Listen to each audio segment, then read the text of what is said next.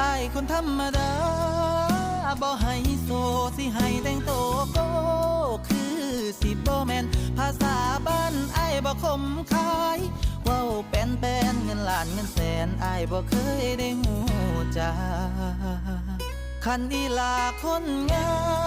มว่าหักอายสิคือบ่ลาคนไทยให้คิดเบิ่งคักๆบ่แม่นว่าอายสิแต่ย่านนาง